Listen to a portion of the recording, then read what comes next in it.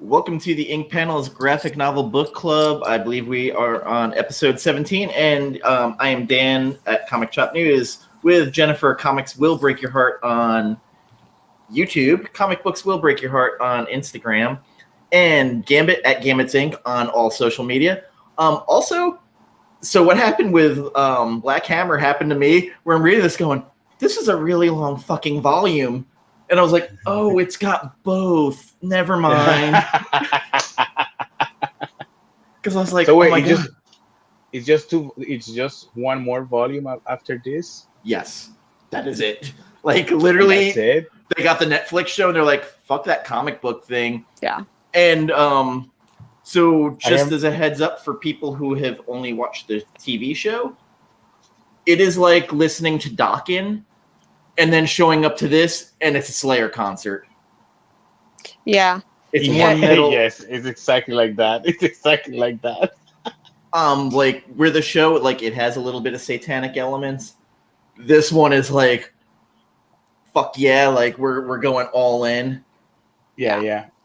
It's exactly that. I was enjoying the show, and I watched pretty much all of it. I think I stopped right when she was in that church that she became like that god thing that was floating with wings of fire and all that. I was like, oh, finally the show is getting badass, but then after that it kind of like went down, and I couldn't keep watching it. And then they put out that Twee comic right after that, like, okay, we need to make it more like the show. That's it. And if you watch the show, I feel like not necessarily that volume 1 and volume, like that those stuck towards season 1 and season 2 of the show, but I feel like season 3 of the show got incredibly more twee and felt a lot more. I'd never really watched it, but like how Riverdale the show would have been, just felt more, I don't know, tweeny. And then the new one, yeah. So just a little quick before I have Gambit introduce his pick. I want to thank everybody who stopped by yesterday, and of course our guest John's Comics with Kids and Just the Rican and his comics Rod. It was an incredibly fun show, and thank you for staying on, and everybody else who joined us. Sid, of course, who came into the chat and was going along with us.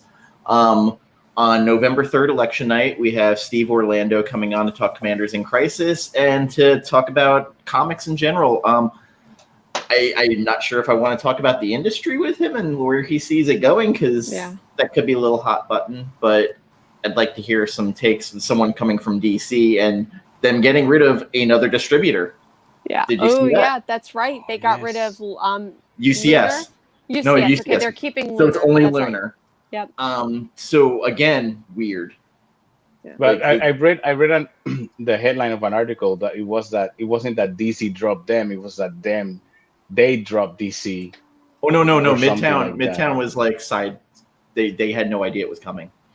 Oh shit. They did a nice press release saying, I'm so glad that we were able to help this transition, blah blah blah. Yeah. I think it came down to Midtown is a major online retailer and store, and people were complaining too much about them having too much power. Because then they're basically all of the comic book stores that were buying from them are buying from their direct competitor. Like, it's one thing if you're buying from another distributor, but you're buying from a direct competitor. So yes. So I just wanted to go there with that and kind of talk about that for a minute, because I forgot about it on the weekly show.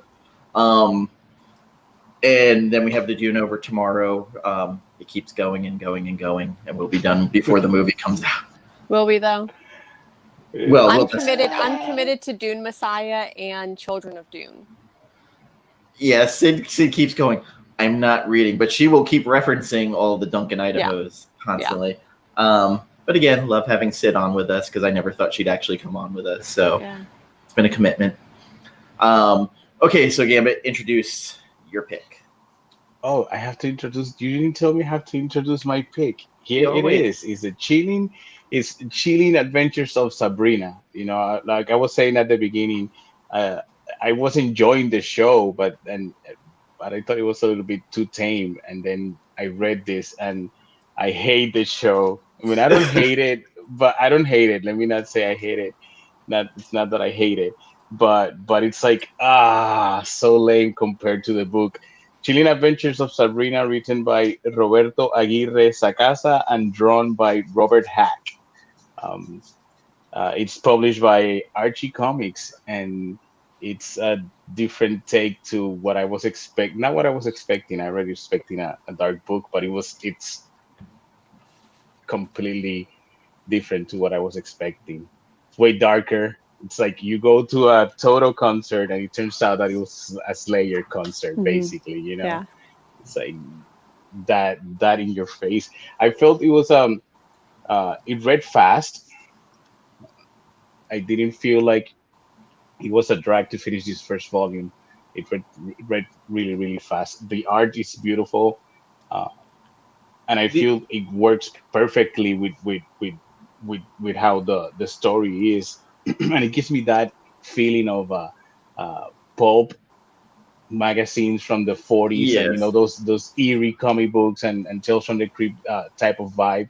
It surprised me that it was set on the 60s, and not on modern times. Uh, I wasn't So prepared to start talking about it yet. I'm a little frustrated that they do not talk about the colorist in here.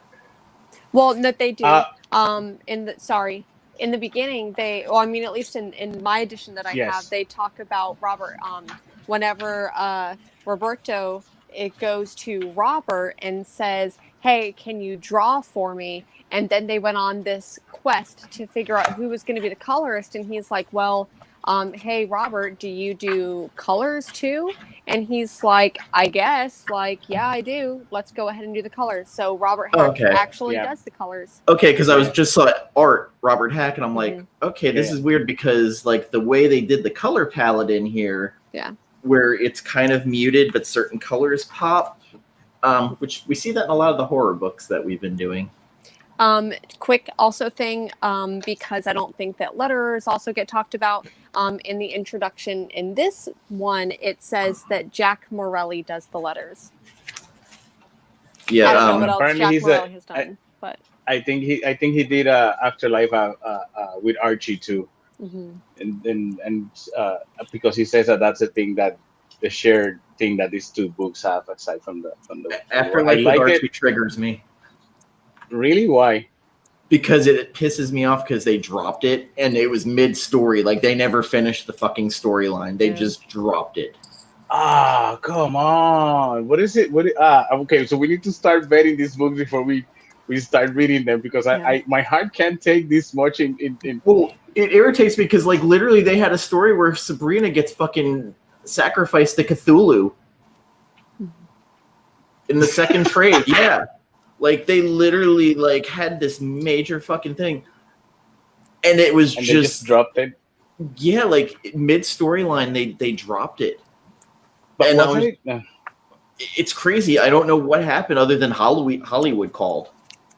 I think that was it, and I truly don't think that we're going to see any more of it. Maybe it'll go the way of like Witches, where we get, I don't know, 6 years later we have one volume and a one shot and a tease at whatever. Oh, we did get Madam Satan this week. We did get Madam Satan this week, which was absolutely fantastic. However, it's one issue, it's a one shot. I loved it and I'm glad that we got it, but it is not enough. It is not enough. Madam Satan. What? There's a Madam Satan book The out? one shot that came out this week. Madam Satan deserves her own story. So it was Right? kind of cool because I read Madam Satan earlier this week, and then I was reading this last It was a night. nice kismet. It was, and it was really nice to read Madam Satan, or it was really nice to read Chilling Adventures with the perspective of Madam Satan. And reading it, I'm like, man, this is why she deserves her own story, because it was really good. So I highly recommend, if you are sad that there's not more Sabrina, if your comic book shop has it, then you should go get Madam Satan. I need more Yeah, Francesco definitely Francavilla. Yeah. Yes, definitely gonna have to check that one out. I didn't know it was out. I didn't know it existed until now. So thank you for that. So it just came out this week, and I think that like I wasn't even aware until I looked at it like 2 weeks ago. So I was when I was reading this, like, man, this character is pretty fucking badass. I like it, you know. Yeah. I, Oh, and then at the her end whole has an issue. origin. Mhm. Yeah. Like, Oh. All right. So comparing this book with the show, I feel like the only similarities that it has with the show, I mean, aside from the names of the characters and all that, it's the coming of age story of her becoming, accepting if she's going to be a witch or if she was going to be a, a, a normal human. Because I feel like the whole drama and with these characters it feels completely different from the show. So reading it's like reading something completely different. It's exactly that. I think that one of the there's a lot of like small differences in the show. Like for sure, the book is going to be like a lot more satanic and edgy, but maybe like darker and bloodier, I think. Or Yes, maybe just like I that feel like horror it's romantic. darker and bloodier. But I feel like the show is a lot more sexualized because a lot of the show has to do with her, like, is she going to be with her boyfriend or whoever? And a Satan. lot of the back characters are a lot more sexual, like the Weird Sisters. Like, I actually prefer the Weird Sisters in the show more so than here because, like, the Weird Sisters in here are just Betty and Veronica, and do they keep the same name for the main girl of the Weird Sisters? I can't recall. oh shit, I can't remember her name. Yeah, but in the show, like, I think that she's one of the most badass characters in the show, and then here she's basically just an extra. Nancy, I think her name is. I can't remember if that's her name in the show or not, but that's her name here is Nancy. So I feel like they did that a lot more justice in the Yes, show Nancy. than in here. So and then another like weird relationship between the show and then this is her aunts. Like the aunts, like they love each other in the show, but they also like butt heads, obviously, because like one kills the other like 100 different times in the show. But I didn't see that as much in here. There's a little bit of that banter, but not as much. Yes, I noticed that. I That's why I feel like I was reading a different thing because I guess with the show they had some time to explore certain things, and I feel like they touched the sexuality part like the very little in the book compared to the show, and that might be one of the reasons I feel it's so strange, because in the book it was like I uh, have a bit of a hot take on this book. mhm. Speaking of the sexuality, there is the part where Harvey and her are together, and I'm like, he's about to date rape her. Like, if he isn't, he's about to at some point. Like, Is this whenever they're it was in the before her car? birthday. Yes. Yeah, when they're in the car together. Yes. Yeah. So I I'm got glad, that vibe. Like, I was just like, ooh. like, he's going to go too far and she's going to use her powers against him. So, thank you, Roberto, for not doing that, because I feel like that is not something that we need to see again in shows featuring teenage girls. But Yeah, like, I got that weird vibe. I'm like, oh, at some point he's gonna do this. Like, but So Edward Spellman, like, at the beginning of the book, I'm like, oh, that's you're kind of ambivalent on him. Like, oh no, he's a fucking asshole. Oh When yeah, sure. I think he's a horrible dude, and the fact that he came back I'm spoiling the end. I'm sorry, Yeah. but the fact that he comes back and in the kid's body at the end, it's like, oh my god, because my head went a whole completely different route when he shows up. Also, That's like, what I was expecting. Salem in this, I love. Yeah. Yes, I love him. I love him here a lot. I was expecting the kid to show up as a zombie in front of her, in front of her mother. That last page was him all fucked up. When Salem's like, you don't want to do the this love charm thing, and she goes, you tried to summon the four horsemen. He's like, Well, I mean, It's not the same thing to me. That's why I'm saying that it's not worth it. It didn't work out for me. In the introduction of this version, I remember reading this when I had first read it, but I just read the the introduction again, and it says if afterlife. This is what Roberto is saying. If afterlife with Archie was my love letter to Alan Moore's Swamp Thing, then Sabrina is my love letter to Sandman. And I love that he, like, 100%, I love that he says that. However, I didn't get Sandman vibes from this it would be closer to whatsoever. Hellblazer for me. I 100 Hellblazer, yeah, but definitely But Swamp not. Thing with Afterlife with Archie. Where the Yeah, what? I don't All right, so see the relationship at all. I'm glad that you mentioned that because that's one of the I was taking notes today when I read the book. I took notes, and one of the things I wanted to talk about was the introduction because I find it It's not my version. it I found it very interesting, you know, when he compares not compares his work, because I don't feel like a love letter is a comparison to Alan Moore's work. It's more like saying that An homage. yeah, it's in that vein, in that style, in that, you know, maybe there's something in the way in the way he writes that he feels is inspired by Alan Moore specifically.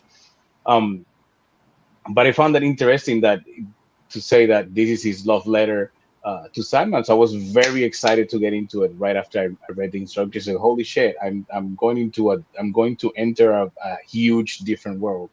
And although I did enter a different world, I don't feel like it's that big. You know, when at the end of it, I feel like, you know what, I did not get a single vibe of Sandman here or Neil Gaiman. No. You know, I got some for that like matter. he definitely mentions like 60s horror and say like Definitely the satanic EC films. comics. Yeah, and I get that, and I also got a lot of vibes of like Dark Shadows. Is the like aesthetic vibes and the mood, but I didn't see maybe like the only, because I don't even see Afterlife with Archie as like No. Swamp Thing vibes, but I do I definitely got the maybe like House of Secrets vibes, but not Swamp Things vibes. I don't know if I'm the only one who felt this, but after the first issue, I felt this became less of Sabrina's book and more Madam Satan's book. For sure. Yes. Yeah.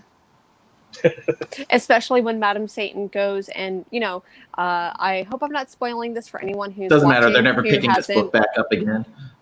Okay. For anyone who hasn't read the book and maybe still wants to, though, I feel like, okay, so one of the reasons why you see Edward Spellman being such a jerk is that he basically fucks Sabrina's mom, who's immortal, and uses her as a vessel to birth Sabrina, and then, you know, says that he's in love with her, and breaks up with Madam Satan for this mortal woman, and then, you know, has sex with her, and there could probably even be some argument on like, was there forceful coercion, was, you know, I won't get into that, but he basically puts her into a an insane asylum or Yep. a care place. Basically, So she lobotomizes her. lobotomizes her, yeah. So, Yep. you know, we definitely see that sense that Edward Spellman is a jerk. He's a big old douchebag, not many redeeming qualities. And then we see Madam Satan, who's kind of in love with him. And I think that a Threw lot of the herself to lions. yeah, and you know, her arc where I feel like she gets, I can't tell if this is like a redeeming arc for her, probably not. But Madam Satan goes and visits. That's not redeeming. It's not redeeming at all. It's not, but I feel like I still like her as a character enough where, you know, I enjoyed it. So I think that with her going and visiting Sabrina's mom, I thought that was, I know this, it's not redeeming, but it's charming.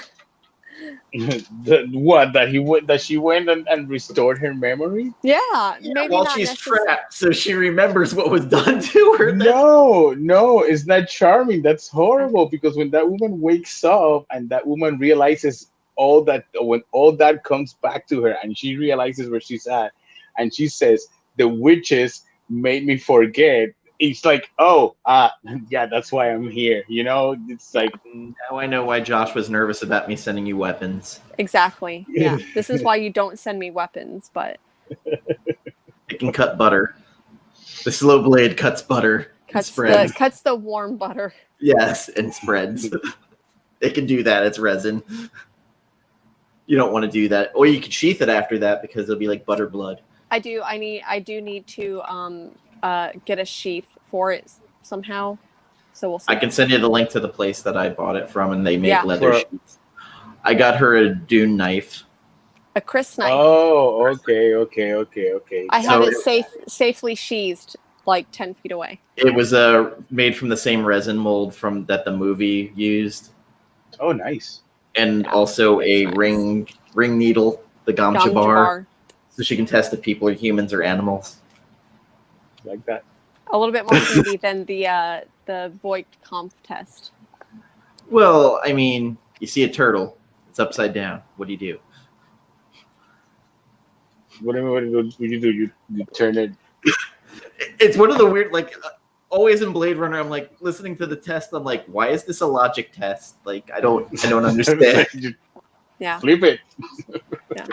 There is a panel in here I love where Sabrina's having her tantrum on her birthday in 1957, where she's using her powers and her eyes are bleeding. Oh, yes. It's Yes, the little metal things I like. That her aunts are telling her, like, what did we tell you about using telekinesis inside the house? Outside of the house, not inside. They're like, yeah, what did we tell you? Say, outside. It's like, that was pretty cool, and that was pretty metal. And then we find out her dad was turned into a tree. Yeah. Yes, but this is the first issue, that last page. This is the one that I was like, what the fuck am I looking at? I love it. I need to make fan art out of it because I love it. Also, Like the differences between the cousin in this book and the TV show are... Oh, yeah, Ambrose. Ambrose, yes. Ambrose. I mean, he is... I mean, they had to change it for the times, too. Yeah. Because this is 19... In the book, he's almost forgettable, where in the show, he's absolutely one of the main characters, I feel like. Yes.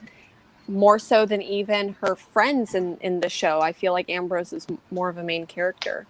But in the book, a total side character.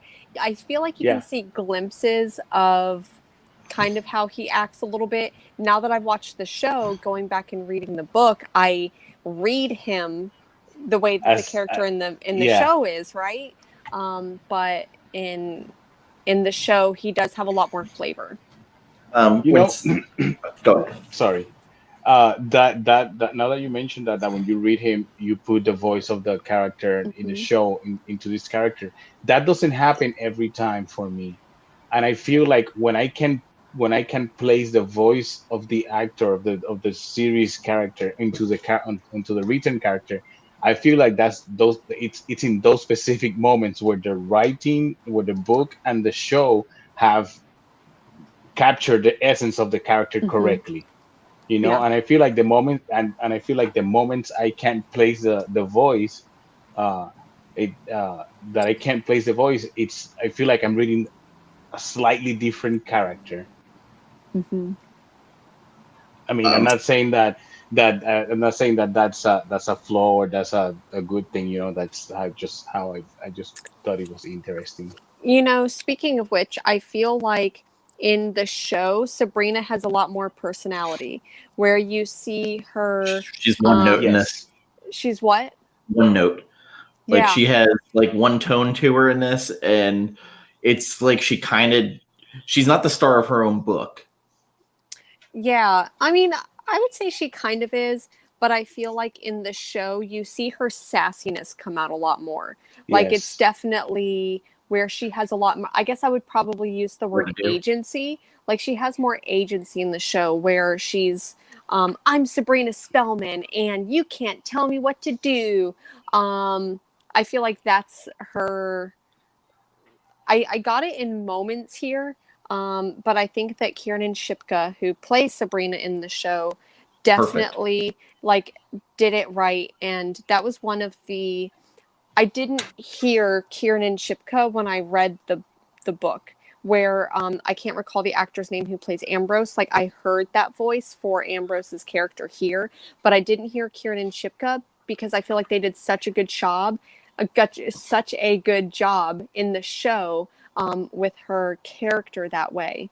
Just making her have more agency, have more like I'm sassy Sabrina. Yeah, more personality. Yeah.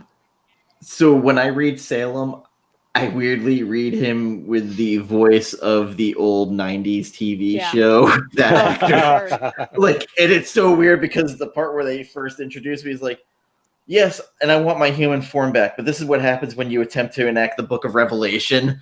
Those are his first lines in the book.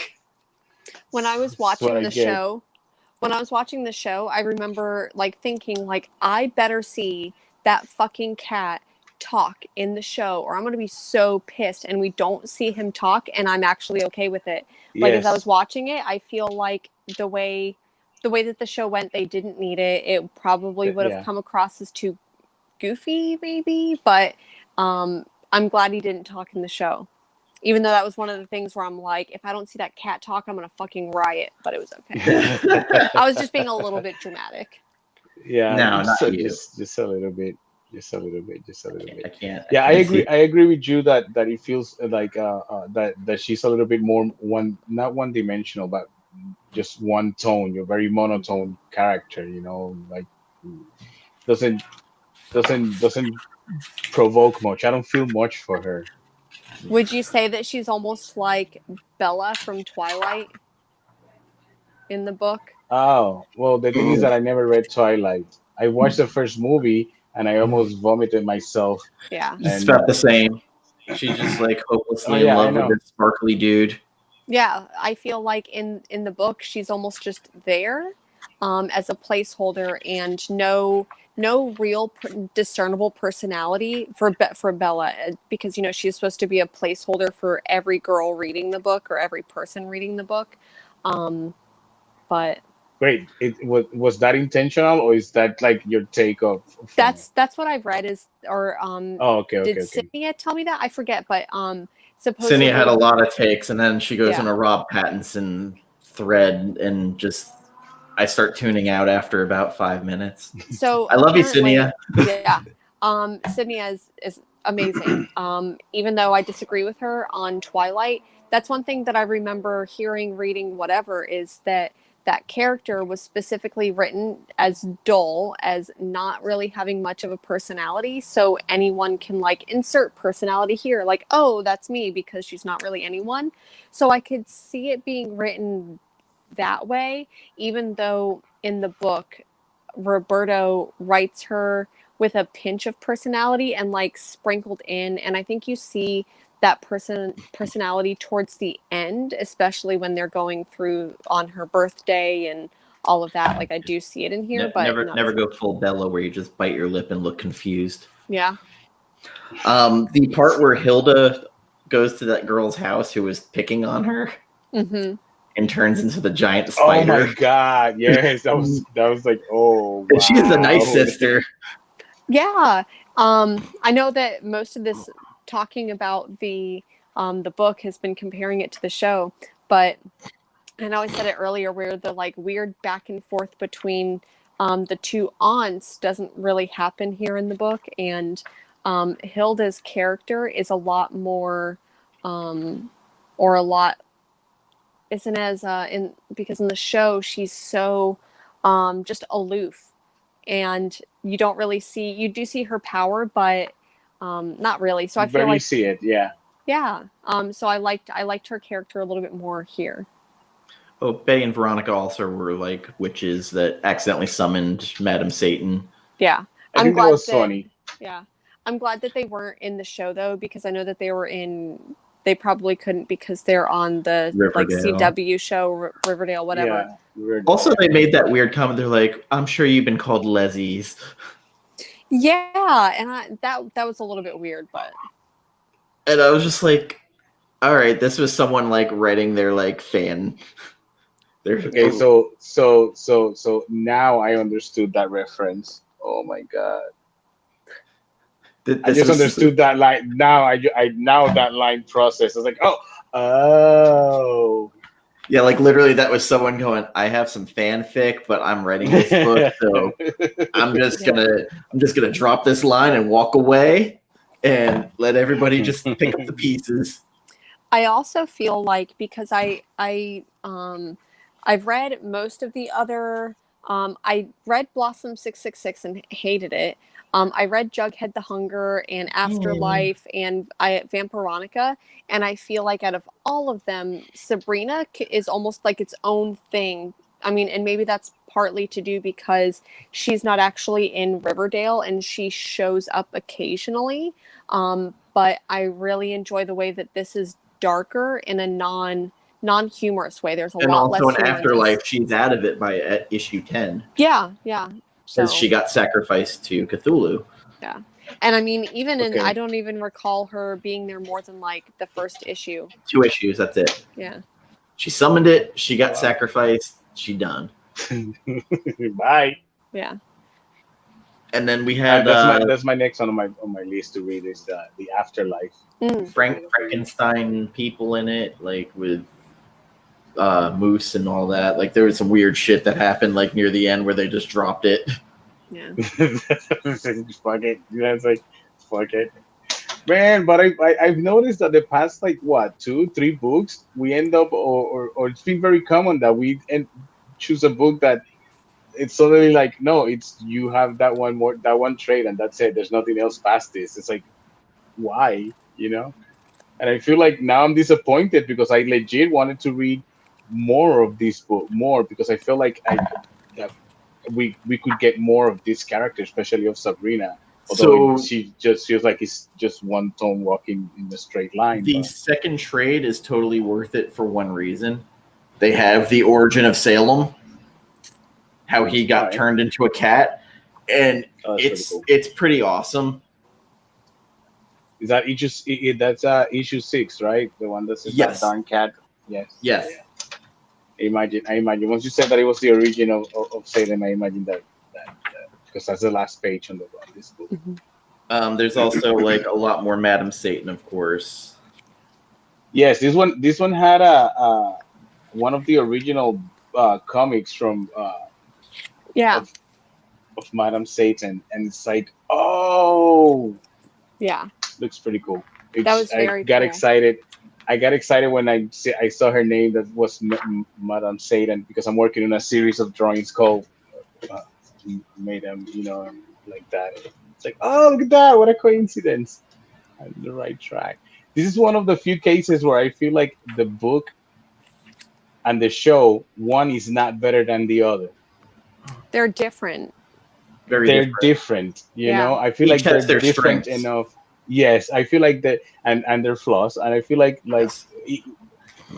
you can enjoy the book and not enjoy the show, and you can enjoy the show and not enjoy the book, and you can totally enjoy both. If you sit down or to watch it or read it without thinking too much about the existence of the other.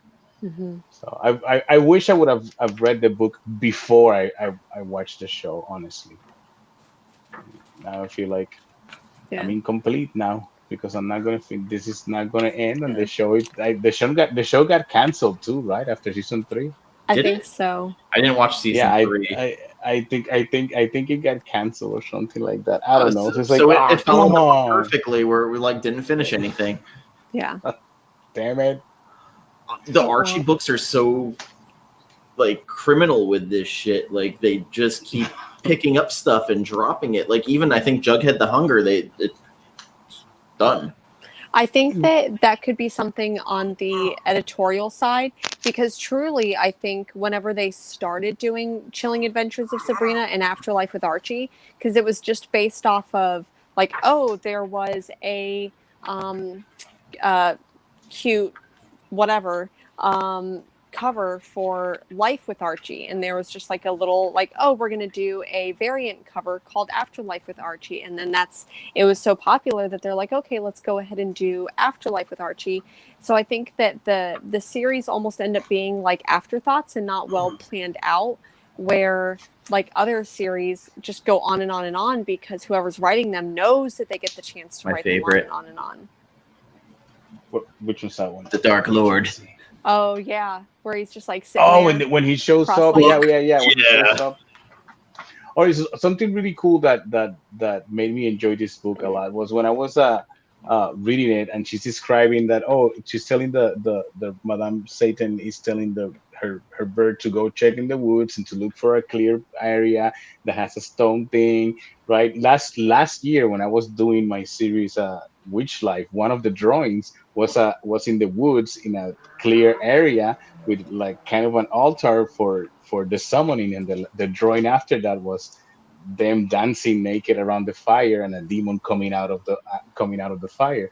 And I felt like all that scene happened there was more or less what I was seeing in my head when I was making those two drawings last year. I thought it was really cool, and I'm pretty sure that I'm the only one who can relate to specific that because of the drawing. But I thought it was very, very, very cool that kind of in the same, line of thought when it came to certain visuals of certain activities like summoning a fucking demon, One of the other images I really like was when she's covered in the blood facially, and she's like, Harvey, run. Oh yes, and I noticed that the word "run" was the font was a stylized font. Oh yes, oh my god. I got two of them. Yes, sorry, this you have one has two some of them. nudity on it, but Also, I love every time like they say the Dark Lord, all I hear is Bellatrix Lestrange from the Harry Potter. The Dark Lord. Don't talk about the Dark Lord. No, I didn't. I did not make that connection at all until now. Well, I was very sleepy too, so like I read when I got home from work this morning. And that's why I was like, holy crap, this book is huge. Like, why is this so long? And I was like, I started looking up. I was like, wait, how many issues is volume? I got the hardcover. I was like, oh, this is both volumes. Never mind. Yeah. Fuck. Yeah. So you got the cool edition. I wouldn't know. I don't like the cover. No, I don't like the cover. Yeah, I so like the cover. but it was like I prefer this one. how much was it? Oh, 13? Yes. Dang. Oh yeah. So definitely. It's good math. And I'm cheap, so always look for the better. Exactly. I feel like we need to go back to Black Hammer one of these days too, because like, I agree. I'm finished reading it. I mean, we discussed just the first 6 issues. We can discuss the other 6 issues after that. I don't have a problem. And it's a whole world after that. Like, yes. Yeah. And we have Colonel Weird coming out in a couple of weeks. Yeah. His series. I didn't need Harvey's origin story where he was running with playboys out in the woods from the bullies. Nope. I legit did not need that. It's just it was just to introduce those guys who they framed for killing him. Yeah. Even though that's true. I was like, it serves no purpose, but then I remember that they were the ones who were framed for him dying or disappearing or whatever. I've been watching a lot of unsolved mystery shows over the past I didn't watch few that days. yet. I keep meaning to watch it. I never do.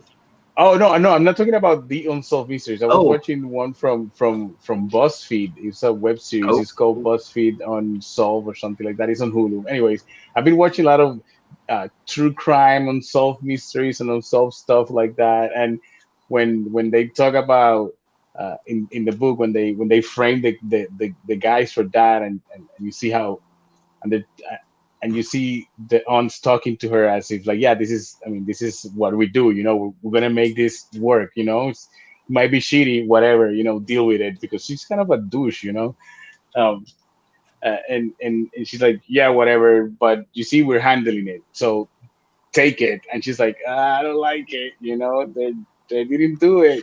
You sending innocent people, yeah, but they're assholes anyways. So, anyways, it's I lost what I was going to say. Oh, when I saw that part, now I go and I really think about those mystery unsolved mysteries. I'm like, ooh, that's the one theory that nobody talks about. A coven of witches doing things, that every time the show has theories about those unsolved crimes, It's and like some are super X-Files. far-fetched. Yeah, and some are super far-fetched. Like, wow, really? How did they get to that? So now, like, the one thing that they don't talk about in 6 seasons is witches. And Jen, I think I found your Halloween costume in here. What is that? The nun outfit with the antlers. Yeah, I. Oh 100%. yes, one of my favorite characters. With the upside down cross. Like, that's 100%. Like, I like that. It's like, that's Jen's costume. That is 100%. I'm trying to find it here because that was one of my absolute favorite moments here. Let me see. That's you know what I like, how the witches true Forms are true like, form, when they show the witches like in their true form, and they're all hideous, and their mouths is like, they don't look like the pointy ugly old lady that you always see. They actually made a grotesque well, it's creature just like out of them. she sees her aunts and they look like they're from room 237 in The Shining. Oh yeah. Yes. So I really like that. I really like how they're not just the yes, they're not just the cliche old lady that looks young. Yeah. Also, like, the one witch is like, he was delicious. Get a little Hannibal Lecter on that. Isn't that what you say when you finish eating something good? Also, the trial of Sabrina, how they linked it so, like, it was happening to Betty and Veronica. Mm-hmm. Oh, that was and pretty like cool. I thought that was stabbing pretty through cool. the hand. Yeah. Yes. They stigmata. It's like a satanic stigmata, like, oh, take it. And she's like, oh my god. Yeah. And Veronica's in the corner like, And weirdly, every time they mentioned Friar Crowley, all I kept hearing was Mr. Crowley. Dude, right? Every time. It's like, every time I read Crowley, I'd be, what went wrong in your head? That's not even the lyrics to that song, Doom, doom, doom, doom. Mr. Every Crowley. time. Have you heard the is it the moon spell version of it? Mm-mm. No, I have not heard that one, but It's I'm good. going to look it up. And now that we're talking about music, one of the things that I wanted to mention about the book was that when I read that it was in the 60s and not modern, I was like, oh man, it'll really be cool to put the Twin Temple album, to have it playing in the background while I'm reading this book. And Right. it was a perfect soundtrack to listen to while reading this book. So some satanic doo-wop. I love that all witchcraft, when they do spells, involves gyrating and like dancing. Like, yes, because I like of course, why not? Why would you not dance? Yeah.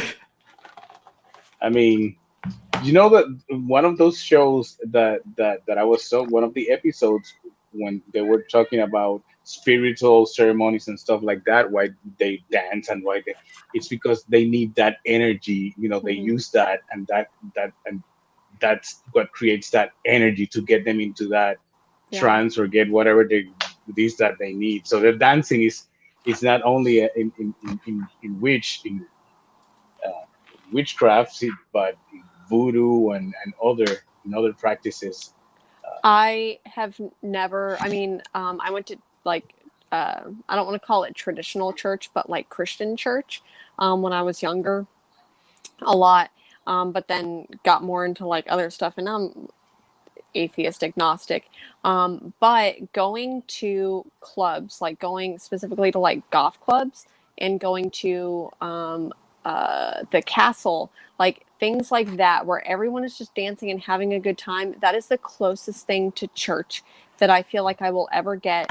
Or there was one time where I went to a drag show and one of the queens did a church song, like one of the like up like lively church songs. That'll be the closest I ever get to church, is going to goth clubs and to drag queen shows. I mean, I feel like the castle is type of a church. It's kind of It a really church, is. you know. I miss it a lot. They were Which they're remodeling, I opening think, back or up. something like that. Yeah. Hmm. Yeah, they were they used this time to remodel the thing. Not a few months ago, they were live on Facebook, just the Hmm. empty place and just the lights and the music going on. It was like, I've never been in that place, but Oh, I feel for that place right now. it's beautiful. Like sorry, I know everyone came here for Sabrina, but I'm going to talk about one of my favorite goth clubs in the world. Like you It's go okay. in and there's like to the left, sometimes the dungeon is open, but sometimes it's not. And then if you go like around, there's like a downstairs bar and there's like a thing of wood and there's usually like water going through it. That's where the bar is. And then there's like an outside area with a tree. And then you go up and there's another level where there's bathrooms that are never open. And then there's the other like small little club area. And then there's a big dance floor, like huge dance floor on the second, third floor, whatever it is. It's beautiful. Highly recommend the castle. Oh, definitely. When I come back to Florida, maybe it'll be open. If it's open, yeah, we definitely have to. We definitely have to go. I've never been there, but Freya, we used to go there a lot years ago, and she tells me stories about that place. And I'm like, I need to visit that place. I need to go at least once. Ask her about this senator. If she has not talked, if she has not talked about the senator, please ask about the senator. I will ask her. I'm writing that down so that I do not forget that I'm going to ask her about the senator. There was a club in Orlando I used to go to called Visage. Every Sunday night they played old goth industrial and alternative, and they had quarter beer. Ooh. So, oh man, do I have like stories about $10? Beer? I can have a fun night. That's 40 beers. That's not a fun night. I mean, not with that attitude. I'm also not a beer drinker, so I prefer hard liquor. So 40 of that is just not a good night for me. Well, the last time I drank hard liquor out at a club, it was at this place in Ybor, and it had a rotating dance floor, and I did not have a good night. Sounds like too many accidents. Josh is commenting. Josh. And Peter Pan. Okay. So there's a lot of different characters at the castle. Usually there's a big old Batman there, and then there's a Peter Pan. On the floor? No. Maybe. I don't know. It's dark. But the senator is by far the best person there. I feel like I'm gonna get some stories because I sent her a message and she just sent me a bunch of laughing emojis. So I feel like I'm in for a treat when this is over tonight. Yeah. Jesus as well.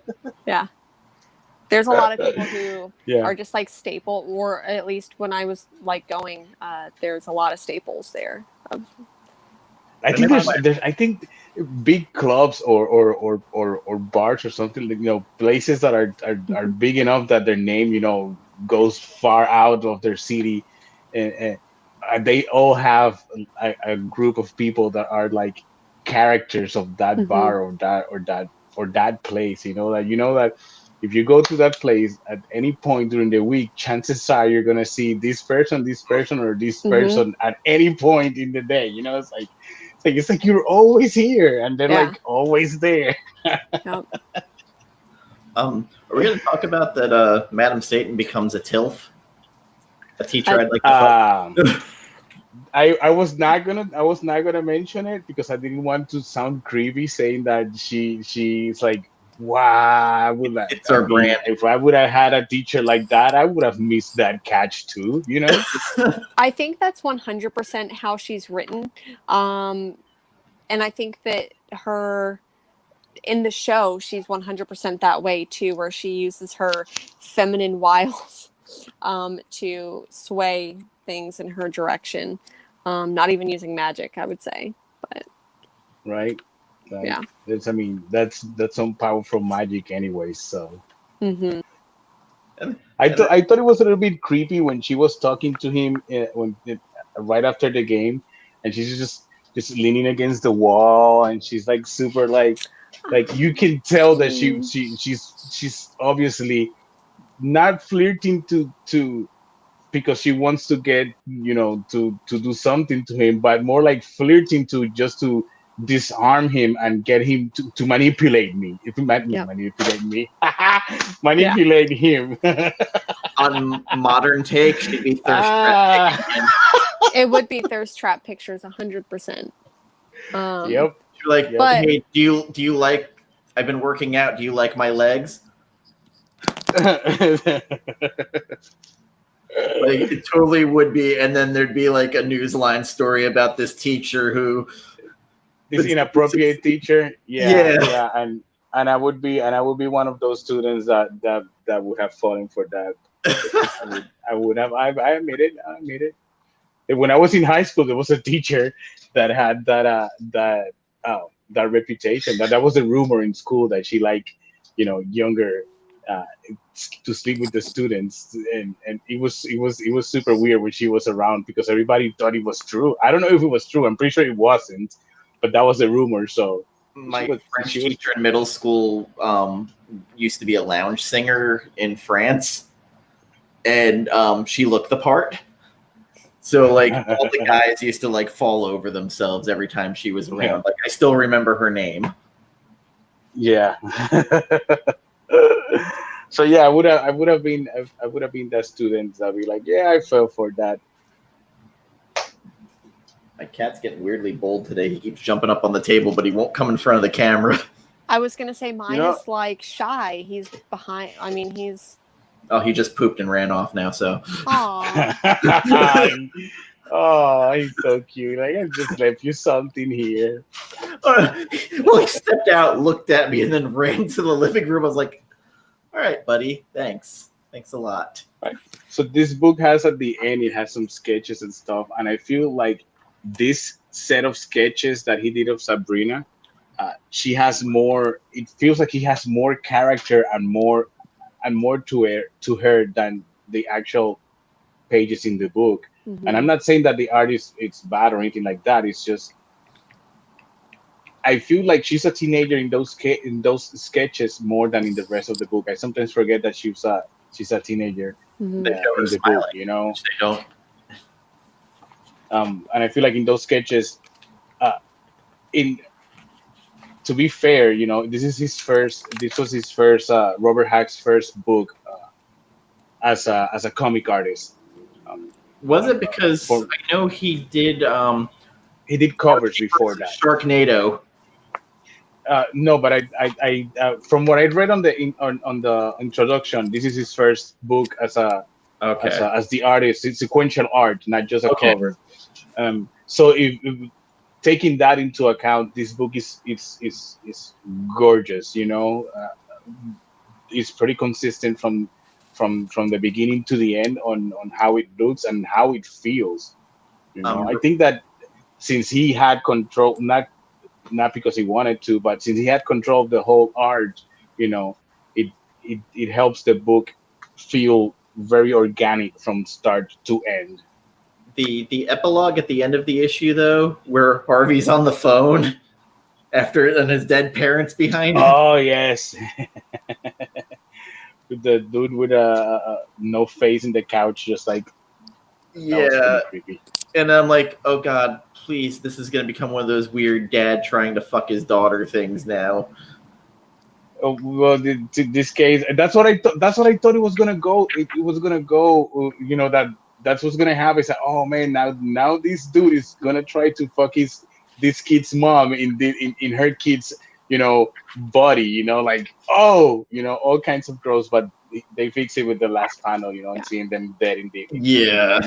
and I feel like it was super weird the way his mom went from oh, my kid, it hasn't been found, there's no body, so he's gonna return, he's gonna be back, let me set the plate every time, to I'm going to murder you if you don't let me open that door, and she literally murders him because she thinks her kid is on the front door, which, I mean, technically he was, but I feel like it went from this grieving mother to this woman who just killed her husband in 2 panels, like, super fast. Yeah. Would you recommend this? Yes, I would. And not only that, it's a book that I will keep in my collection. The reason I said that is because I need to trim down my collection of books. And so now if I because I don't have space, so now if I buy a book and I'm making a point to read it, to catch up and read it as soon as possible.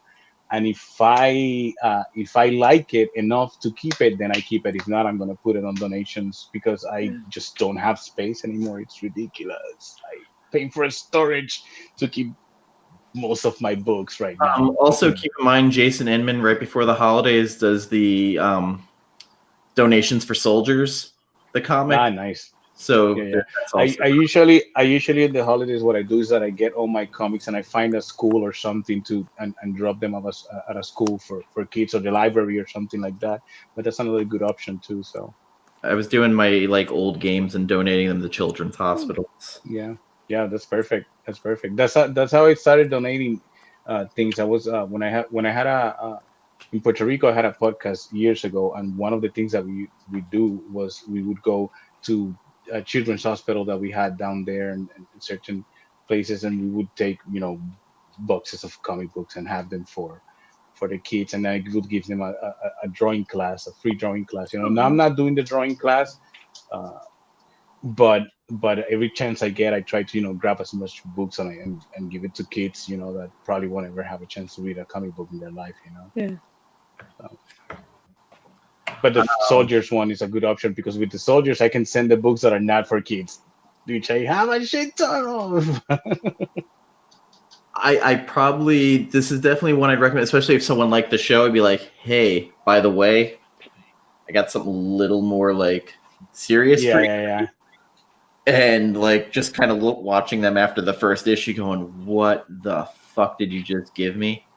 Yeah. It's kind of like when I would recommend it. Like what? When I give people sex criminals to read. Usually it was what the fuck was this? It was funny, but what the fuck? I read the first issue and it was exactly like that. I said, what the fuck did I just read? Yeah, I will recommend it and I will keep it in my collection because I feel like I will read it. I will read it again at some point. Jesus, my English is horrible. Definitely check out Afterlife with Archie as well. Again, these were series that were too good to be with Archie. To be honest, yeah. I feel the same way, when I read because I did read the first issue of Afterlife with Archie, and I was like, what? This is actually good? What the hell, And now with Sabrina, I feel his art and the colors. Yes. I think that was the first time. That was the first time I saw Francesco's art. Detective Comics with he was doing the Gordon backup stories in Black Mirror with Jock doing the main stories with Snyder. Yeah, I didn't read that after I read Afterlife. Jennifer, I want to know: would you recommend the book?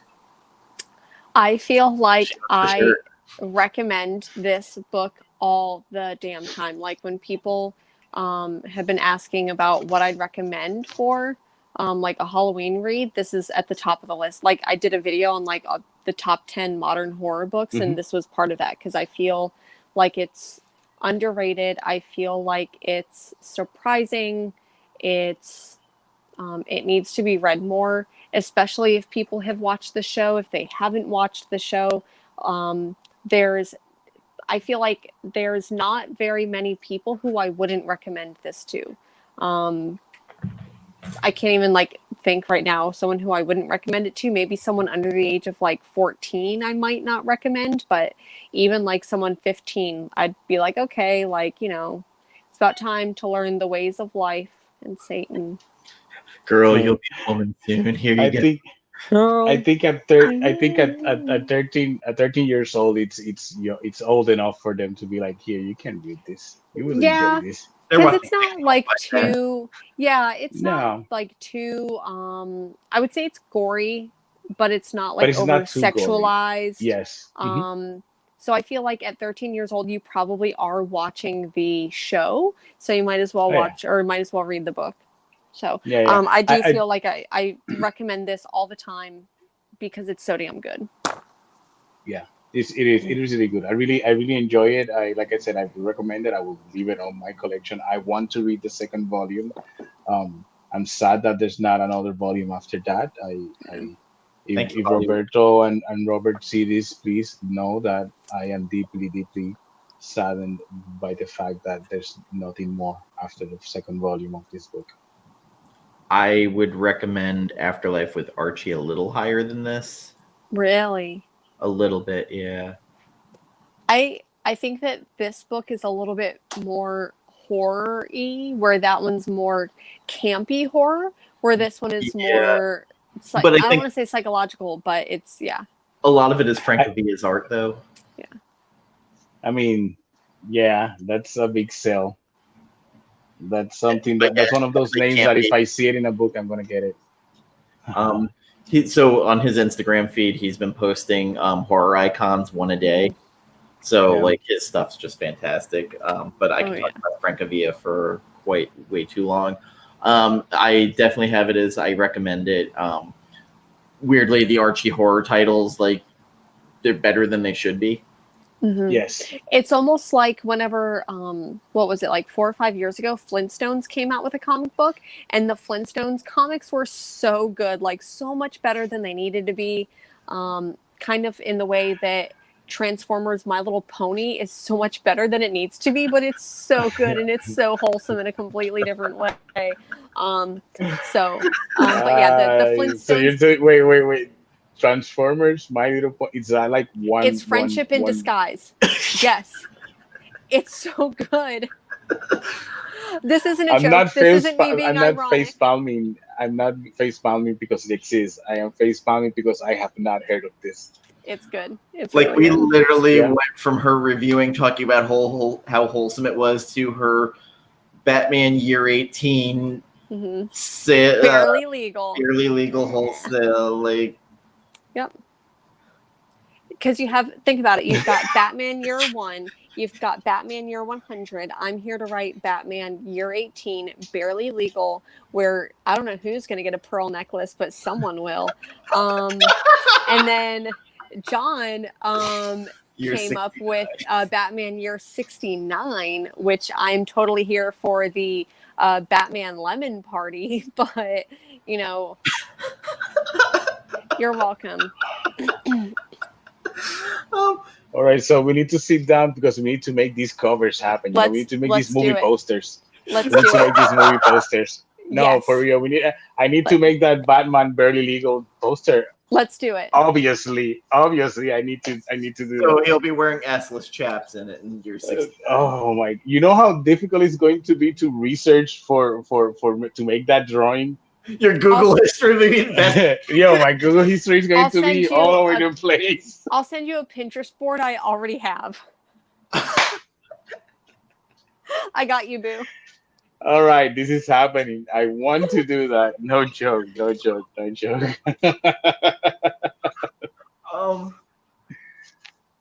right, so have you kept up? Have you what? Have you kept up with X-Men? Yes, I mean I am. I was going to talk about that right this second. I was just going to say, I want to take a minute to talk about this book right now, this issue, specifically this issue, and why specifically this issue. A few days ago, let me make this long story really short. A few days ago, I was watching Vampires versus the Bronx, right? And it's just like, okay, another campy movie. Maybe, it's gonna generate a cult following. It's a pretty cool movie. This is a movie that I would enjoy with my friends on a Saturday night. We can put it, we can joke around, have some chips, sit down, talk about the movie, make fun of the movie, enjoy the movie. But what got me about the movie is that there's a scene where this kid is reading Salem's Lot, and he's wearing a ghost shirt, and he has sunglasses. He's a skinny kid, nervous skinny kid. Turns out that he's a Puerto Rican character. The character is Puerto Rican. And for the first time, I watched something, and I legit feel that that I'm seeing a version of myself in the screen. I've seen a billion is a big number, but I've seen a shit ton of Puerto Rican characters on TV and movies and books and all that, but never one that I would say I like that, because although I am a Puerto Rican and I know a lot of Puerto Ricans like me, the truth is that there's not people like me represented in movies. A Puerto Rican that listens to ghosts, like I said, I know a shit ton of them, but that is not what you typically see. So I saw this kid and I got super excited. I got super happy. It got me to write an entry for my blog a few days ago, talking about this experience, about how representation is important, and how I experienced representation for the first time at 41 years old. So I was reading this book. Now, okay, not that I didn't knew what representation was, but I never experienced it firsthand. I was never like there. So this book, I was reading it like a few days later, and there's a few panels where Kitty Pryde, who has been recently resurrected, goes into a tattoo studio, and she walks in, and there's a female tattoo artist, and she's like, "Well, you walked in late. I'm about to leave. I'm gonna go on a date. But she convinces her, with a big pile of cash to make that tattoo for her. And why these 2 pages, because it's just 3 pages, and why I think they're so beautiful. They show a tattoo studio that it's super clean, with plants, looks like a gallery, like the place I work at. And the reason for me that is important is because movies, for example, like Dark. the DG. the no, I haven't seen that one, but the movie The Expendables, there's a scene where Sylvester Stallone is getting Mickey Rourke is tattooing Sylvester Stallone, and the dude's not even wearing gloves. There's no prep, there's no cleaning. He just walks in, takes his shirt, and this dude grabs a machine and just starts tattooing. That's not, I know what they were trying to show, that culture of illegal tattooing and bike and all that, because it exists. But I feel like we don't get the nice, clean, respectable studios, the place that looks like an art gallery, that you walked in and you feel like you are welcome there, that you don't feel intimidated, or you don't feel like, holy shit, I'm in a tattoo studio and this shit's scary. And it's super dumb. It's super dumb, but those 3 pages make this book one of my favorite books, and that's it. And all she did was, it's right there in the cover, some knuckle tattoos, which I hate to do, by the way. But she got some knuckle tattoos. I said before it was Hold Fast, now it says Kill Shaw. But that interaction with her and that tattoo artist and all that thing made this book for me one of my. If I ever get rid of my comic books, this is one of those few comic books that I will keep for myself, because I just 3 pages and made such a huge difference. So yeah, I'm trying to keep up with my X-Men reading. I don't know where to go back. Apocalypse is giving us feelings. Really? Yes. I'm supposed to start reading the X of Swords. No, issue 12 of X-Men. It's right next on my list. It's the next one that I'm going to read. Just reviewed X-Men 13 yesterday on the show, and Apocalypse. I feel like he's going somewhere, we don't know where, but like they're going very much into his past, and he's got feels now. Interesting. Yes, like I've been enjoying these X-Men books more than I thought that I was going to enjoy them. Honestly, I thought that once the first two miniseries were done, I would be like, the hype's over. But I'm actually being curious to what they're doing, and I'm actually happy with what they're doing so far. So, Fuckboy Cable's our favorite Cable. oh, dude, I've Yeah. been enjoying that book so much. I feel guilty about it. Yeah. Like, I shouldn't like it as much as I do, but I love it. so why do I should like hate, this? I should hate like Fuckboy Cable, but I love him. Unfortunately, I got one of the commenters said, "When is Fuckboy Dan going to become a thing?" And I was like, Talking about fuckboys and all that. There's a part going back to Sabrina, the teenage Chilling Adventures of Sabrina. There's a moment where she is doing a spell to have what's his name? The dude's attention, and I feel like although when they were casting the spell, they make he makes the spell look like it's by his own free will he's going to notice her. He says if it's meant to be, he's going to notice you. Then why would we spend all this time casting this elaborate spell to see if maybe it works? I feel like it gives you. I felt a little bit uncomfortable with that. Not gonna lie, because I feel like we shouldn't have like the main character, casting a spell to get the attention of a man. But at the same time, I feel like he's giving you a taste of what it is to live in this world where you have someone if you want them, not because you can legit. It's basically telling you can do and take and have whatever you want with the right attitude, and which is basically what happens in that moment. They say, hey, we can. Ambrose says like we can do this spell, and Salem is like, we shouldn't do that. I think I don't think that's a good idea, and I feel the same. I feel like that's not a good idea, There's other dudes in school. Why do you need this cast? There's other dudes. That way. Next thing you know, things go bad, and then you keep running into them, they'll start staring you down all the time. So, Jen, I have a very important question for you. What's that? What's your pick for next month? Yes. Hold up.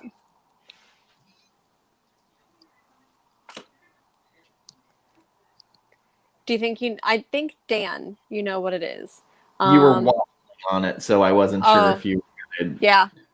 Gambit, what do you think it is? I have no idea. I legit have no idea. I've never been able to read you that way, so I have no idea. Okay. Yeah. Porn. Oh. I'm gonna go with I was not expecting that. So this is my all-time favorite book. I'm going to make everyone read it. There's a couple people like Mars and John who said that they have never read it. Gambit, I don't know if you've never read it before. Oh no, I have that whole series, and I've read that whole series a couple times actually. Are we saying Mars and John are invited? I am if we have the room. Sure.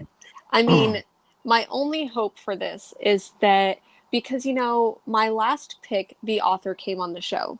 So if Neil Gaiman, because I know you probably watched this show, if you're watching, and an open invitation to you to join us on Inked Panels Graphic Novel Book Club, and you want to talk about this book, that would be amazing. So yes, this is, and okay, so here's the thing, is that November is my birthday month, so I'm going to be a total bridezilla, birthdayzilla, whatever that is.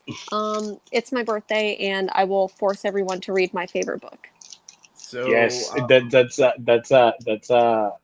book has one of my favorite issues. One of my favorite singles issues. Which one's that? Is in that book, the last one, The Sound of Her Wings. Oh, I hate her. I hate it already. She just spent a shitload of money on a book. I did that the other day. I'll show you later. I did that the other day, and freaking out. I hate you. Yeah. You mean this one? Yeah, I think it's issue 6, right? It's issue 8. Issue 8. it's the issue that I have wanted the most for the longest time. And someone was selling it on Instagram, and I like literally was talking about it the day before to a coworker, and I'm like, I kind of have to get this. Yeah. Well, she also texts the wrong person. She goes, "I'm about to buy the most expensive book." Like she's having like buyer's regret, and I was like, It was buyer's regret only because I sent a random stranger a good portion of money Yep. to get this book. So I did that last week too, so I feel you. I got the book, and I'm super excited that I got it. Yeah. But at first, I was like, "Oh my god, I just sent a bunch of money to a random stranger." I mean, I've So- spent But I more feel money. you. Yes, that's I've spent more money on dumber shit, but this is not dumb shit. But to No. just not get it, and so anyways, yeah. It's on my list of books to get on books that I want to own. You know, yeah, one of, like I say, that single issue. Okay, I'm not gonna say anymore because we're gonna talk about this on the next show. But that issue specifically changed the way I read comic books after that, the way I approach my work, everything is like. Anyways, yes. yeah. So Gambit made an executive decision that the last Sunday of every month will be when this show premieres. I feel like it's a comfortable, and I noticed that for the past 3 times we've done it like that, like in the last Sunday of the month. So I mean, that's still open to vote. If you guys say no, let's do it this other day, I'm good. So we're not having to discuss it. Like it's just this is what it is. So it'll be November 29th. Yes, perfect. So that's perfect because now we have that ready. Now I can prep better. You know, not do things last minute like I always do. We talked about that. One of our guests yesterday is like, "Oh, I'm doing show prep," and Jen are like, "What is that?" Yeah, it's like my prep is reading 15 minutes before. Yeah, you know that I used to prep for my show in Puerto Rico. I used to prep for a whole week. It was a weekly show, and I used to prep for a whole week before going to the show. Now I just don't have the time. This is mine and Jen's chat. Hey, I read something I hated. Oh fuck, so did I. Dot. Did we hate the same book this week? Wait, you hated an issue number 2. I hated an issue number 1. Okay, So let's talk about it. We won't talk about what we're reading, but like, so it's always like a surprise. So like, yeah, it's always improv. What else have you been reading aside from the X-Men? everything. Everything. Yeah, I keep up. I'm trying to keep up with what you read, and every time you post a bunch of different books, I'm like, man, I Stillwater we both hated. Scumbag goes without saying what we thought. Yeah. Damn.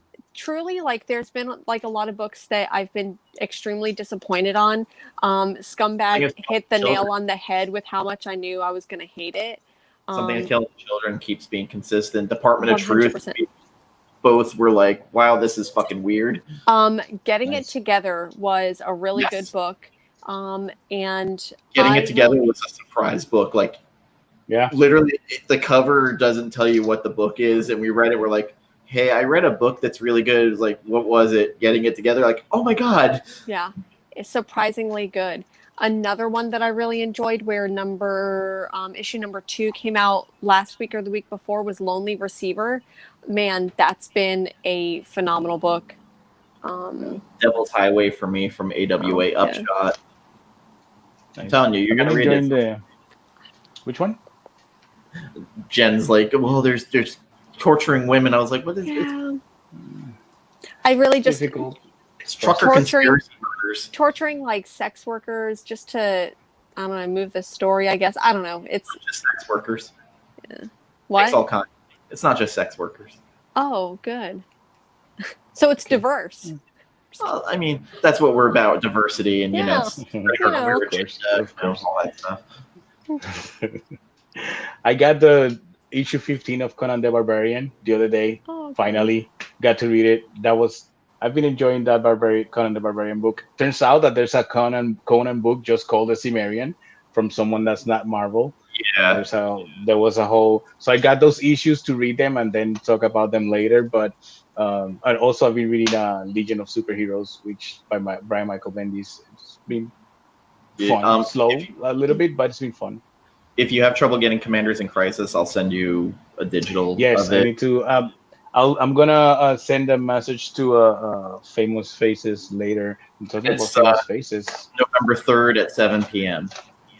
All right, I'm gonna write that down. Eastern It's already time. on my notes. Perfect. It's already in my notes. I wrote it down earlier.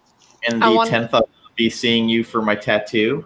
Ooh. Oh yes, you have to do that, Jennifer. You were saying before Dan interrupted you. Oh, you just said that you had notes, and I just want to know if you get any stories about the senator from your wife, if she knows. Oh, I have a message that I haven't read, so I'm pretty sure I'm gonna Okay. get something. Okay. I'm gonna get something when I finish, and she's not gonna interrupt me with it. Let me see. Okay. Damn it. No, she'll tell me later. Okay. It's too long. Yeah. Yes, I'm looking forward to getting Shai Halu on my arm. And yes, we have to work on that. We have to work on that soon. I know you said you had an idea. Yeah. With what I sent you and the Infected with Terrible Purpose. Yes, you did. I blame Cynia for that because she kept bringing it up, and the more I thought about it, I was like, I really like that. She's gonna get a Dune tattoo. She's also like gonna be moving 2 hours away from us. She's like, oh, it's like a blip. I'll be at your house. I was like, what? She's like, yep, I'm gonna stop. Cynia, yeah. Oh, nice. She's like, especially when Sid's there with you, I will be there because her and I are gonna be best friends. I was like, that's not creepy at all. At all. I'm gonna get an angry message from her later. We're gonna be best friends. It's like they're both kind of like turning each other to different things because now like Cindy is starting to get really into Dune and Sid wants to watch JoJo's Bizarre Adventures, so like they're corrupting each other. It's precious. I haven't checked JoJo. My kid talks to me about JoJo every time, and I haven't checked it out. Cindy has got a podcast about it now. She has. Oh. Yes. She also is an expert in himbos, apparently. Yes. What is that? It's basically a big beefy dude who's just not very smart. Their power lies in their strength, and they're just an adorable piece of meat. Are you talking about Jason Momoa? Yes. Damn. No, I would say Jason Momoa. I was gonna say Goku, but no, I would say like a himbo is more. Even though I don't appreciate the term bimbo, I would say a bimbo but male. Yeah. No, I got it. I got it. Yeah. Yeah, I got it. So thank you everybody for joining for Himbo Talk. Himbo Talk. Yeah. This is the Himbo Talk section of Inked Panels. of Inked Panels, right. But we're reaching the hour and a half mark. I just want to thank everybody who came on and watched on the replay or live. Appreciate it.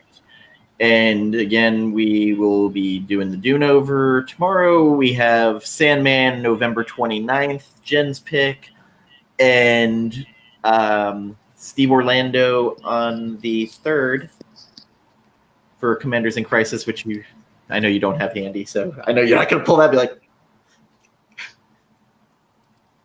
okay, I was like, Jesus Christ. Put your shit away. Yeah. I really do need to. That's part of my vacation this week is organizing, so we'll see. I was doing that the other day with my single issues. Oh my God. Yeah. Jesus. That's what I have a 100-pack of bags, 100-pack of boards. I just need to. I just got the email. I need to buy more bags of your Magic.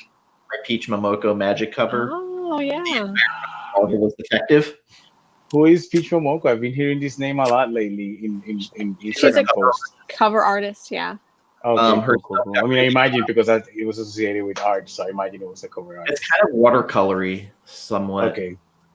But she just saw a few sketches. She did a Magic cover for X-Men Creation, and it came out. Their whole run was defective. Marvel's sending them new ones, and I had ordered a CGC 9.8 of it, and I guess I'll be waiting till December now. Wow, I mean, but it's worth waiting until December for that, I guess. Yeah. I feel like Peach Momoko's art is like a less detailed version, more watercolory version of Sana Takeda. I thought you were going to say Mac, like more cartoony. Maybe like kind of, but David Mack is like a lot of watercolors, but Peach Momoko is a lot lighter on the colors. So. All right, I'm definitely gonna check it out. So with that being said, we will see you later. Yes. And also check out our friends John's Comics with Kids, Cinia Reads, Rod Justarican and his comics, Varangian Vigilante, who was a guest, and Stay Puff and their 80s movies action. They did a lot of Conan and Schwarzenegger stuff. So yeah, nice. Yes. So bye-bye. Bye.